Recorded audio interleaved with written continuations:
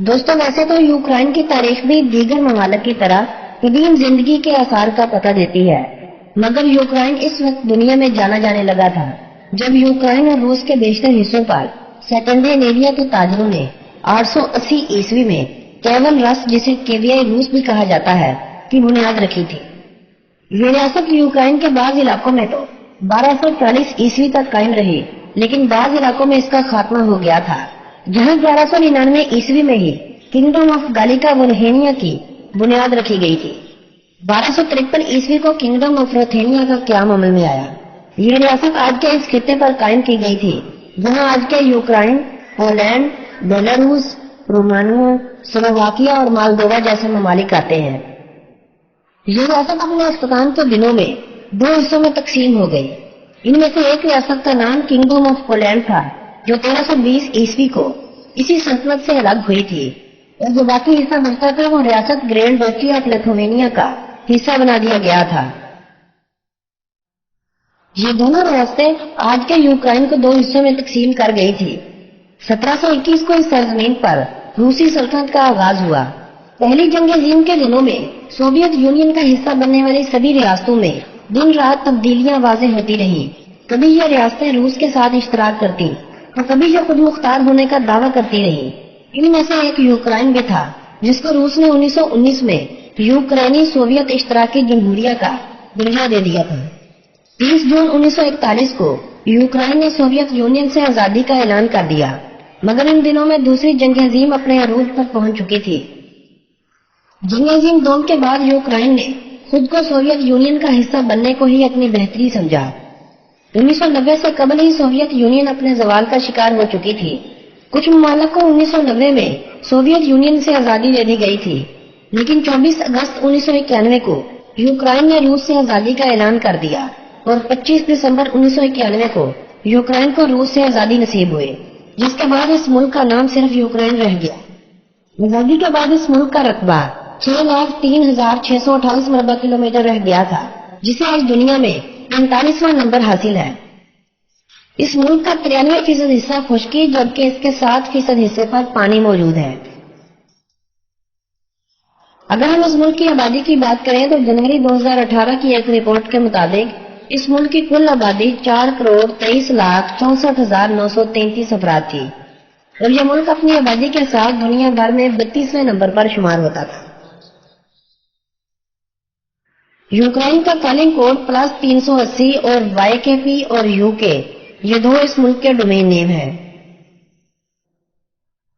Ukraine Pakistan سے 3,792 kilometre کی دوری پر واقع ہے۔ پاکستان سے یہ ملک وقت کا لحاظ سے 2 گھنٹے پیچھے ہے۔ پاکستان سے یوکرائن جانے کے لیے 4 سے 5 گھنٹے بآسانی لگ جاتے ہیں۔ اگر آپ پاکستان کے شہری ہیں اور آپ پہلے بھی کافی ممالک کا سفر کر چکے ہیں تو یوکرائن کا ویزا حاصل کرنا آپ کے لیے کوئی مشکل کام نہیں۔ آپ اپنے پاسپورٹ کے ہمراہ، جس کی میعاد 6 ماہ یا اس سے زیادہ کی ہو، $160 ریٹرن ٹکٹس اور ہوٹل بکنگ وغیرہ شو کرتے ہوئے 10 دن کے اندر اندر اپنا ویزا حاصل کر سکتے ہیں۔ پاکستان سے یوکرائن جانے کے لیے 70,000 سے 2 لاکھ تک آپ کو ریٹرن ٹکٹس مل جائیں گے۔ یوکرائن میں ہوٹل آپ کو 3 سے 10,000 پر نائٹ پر بآسانی مل جائیں گے۔ البتہ اس سے کم قیمت پر ہوٹل اور ہاسٹلز بھی دستیاب ہیں۔ یوکرائن کی کرنسی کو ہریونیا کہا جاتا ہے، جو 1 ہریونیا پاکستانی 4.45 روپوں جبکہ 2.50 انڈین روپوں کے برابر ہے۔ یوکرائنی اس ملک کی قومی اور سرکاری زبان ہے۔ دنیا بھر میں یوکرائنی بولنے والوں کی تعداد 4,50,00,000 افراد کے قریب ہے۔ رومانی بیلاروسی زبان بھی تسلیم شدہ زبانیں ہیں، جبکہ دیگر بولی جانے والی زبانوں میں بلغارین، گاگوز، یونانی، تاتاری، ہنگیرین، پولش، روسی اور سلوواکی زبانیں نمایاں ہیں۔ اس ملک کی آبادی میں 77.8% یوکرینی لوگ، 17.3% روسی، جبکہ 4.9% دیگر نسلی گروہ یہاں آباد ہیں۔ 1000 عیسوی میں اس ملک نے مسیحیت کو ایک مذہب کے طور پر اپنا لیا تھا، لیکن بعد میں دیگر مذاہب کی تبلیغ کے بعد لوگ اپنے مذہب بھی بدلتے گئے اور اپنے مذہب سے دوری بھی اختیار کرتے گئے۔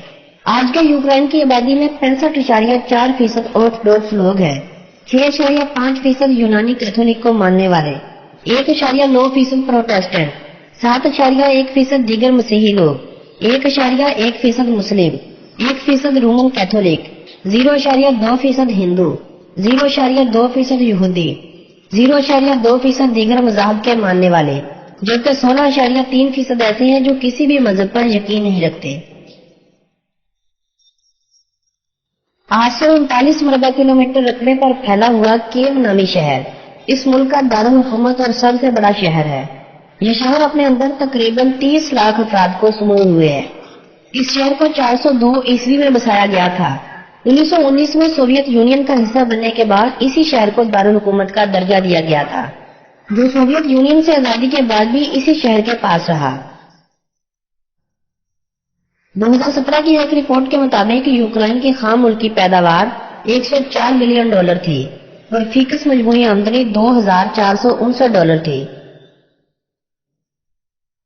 यूक्रेन रकबे के लिहाज से यूरोप का सबसे बड़ा मुल्क है। अगर रशिया और तुर्की, जो कि दोनों बड़े आज़मों में आते हैं, उनका भी यूरोप में मुआवजा किया जाए तो फिर ये यूरोप का तीसरा बड़ा मुल्क बनेगा, जो कि मशरकी यूरोप में वाक़ है, जिसके मशरक में रूस, मगरिब में पोलैंड, हंगरी और स्लोवाकिया, शुमाल में बेलारूस और जनूब में रोमानिया और मालदोवा जैसे ममालिक आते हैं। दुनिया का सबसे कम गहरे समुद्र, जिसे बहरा यूसुफ के नाम से पुकारा जाता है, जनूब मशरिक और मशरिक से कुछ हिस्सा इसी समुद्र से मिला हुआ है। लोहा, कोयला, मरकरी, कुदरती गैस, तेल, नमक, निकल और दीगर कई एक मादनियात यूक्रेन की सरजमीन के नीचे मौजूद हैं। यही वो मादनियात हैं जो यूक्रेन की तरक्की का सबब बन रही हैं। इनके अलावा ज़राअत का मुल्क की तरक्की में बड़ा अहम किरदार है। गन्ना, सूरजमुखी इस मुल्क की सबसे मकबूल फसलें हैं।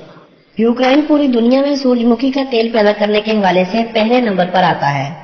चने, मूंग और दालों की मजीद इकसाम इस मुल्क में काश्त की जाती हैं। ज़राअत सनतकारी के अलावा सियाहत का शोबा भी अपना अच्छी तरह से किरदार अदा कर रहा है। 2017 में इस मुल्क में सफर करने वाले गैर मुल्कियों की तादाद 1,42,00,000 अफराद थी। मुल्क भर में 50 से ज्यादा म्यूजियम मौजूद हैं। 7 कदीम मुकामात हैं जिन्हें यूनेस्को वर्ल्ड हेरिटेज साइट्स में शामिल किया जा चुका है। हुकूमत मजीद प्लान तरतीब दे रही है ताकि ज्यादा से ज्यादा तफरीह के मौके फराहम किए जाए और सयाहों की एक बड़ी तादाद को अपने मुल्क में लाया जाए। 2012 में इस मुल्क में 2 करोड़ से ज्यादा गैर मुल्कियों ने सफर किया था। 2017 में 1,42,00,000। यही वजह है कि सियाहत के शोबे में अब जिद्दत लाई जा रही है।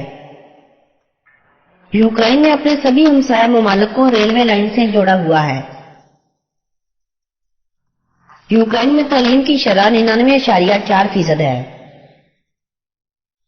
फुटबॉल और रेसलिंग इस मुल्क में सबसे मकबूल खेले हैं। इन दोनों खेलों के अलावा basketball, ice hockey, rugby league, rugby union, gymnastic और क्रिकेट मकबूल खेले हैं।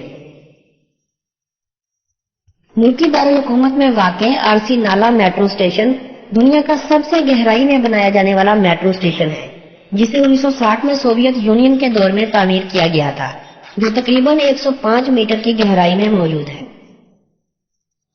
यूक्रेन में इंसानों की औसतन उम्र 71.48 साल होती है। यूक्रेन दुनिया का चौथा सबसे ज्यादा शरह तालीम वाला मुल्क है। जंग अज़ीम दोम के वक्त जब यहूदी मार मंसूबा शुरू हुआ था तो यूक्रेन उन ममालिक में से एक था जिसने यहूदियों को जगह दी थी। 1990 में ये सब यहूदी इसराइल मुंतकिल हो गए थे। यूक्रेन का दारुल हुकूमत कीव को खूबसूरत हसीनाओं का शहर कहा जाता है। कहा जाता है कि दुनिया के दूसरे बड़े शहरों में 100 में से 10 लड़कियां ही आपको हसीन नजर आएंगी, मगर कीव में आपको 100 में से 100 लड़कियां ही हसीन से हसीन पर नजर आएंगी। दुनिया का पहला गैस लैंप भी यूक्रेन में ही बनाया गया था। सोवियत यूनियन से आजादी के बाद यूक्रेन और रूस के दरमियान क्रीमिया के मुद्दे पर जंग जारी थी। यह मुसलमानों की अक्सरियत का हामिल हिस्सा सल्तनत उस्मानिया का हिस्सा हुआ करता था, जिस पर रूस ने कब्जा कर लिया था। ये क्रीमियन लोग खुद के लिए एक आजाद और मुस्लिम मुल्क चाहते थे। यही वजह थी कि इस मुल्क के मुसलमानों को बड़ी बेदर्दी से शहीद किया गया था। 2014 में रूस ने सारे क्रीमिया पर कब्जा जमा लिया और यूक्रेनी फौजों को यहाँ से निकलने पर मजबूर कर दिया था। क्रीमिया में रूस ने अब रूसी बशिंदे आबाद कर दिए हैं। मुसलमान अब यहाँ ना होने के बराबर पाए जाते हैं।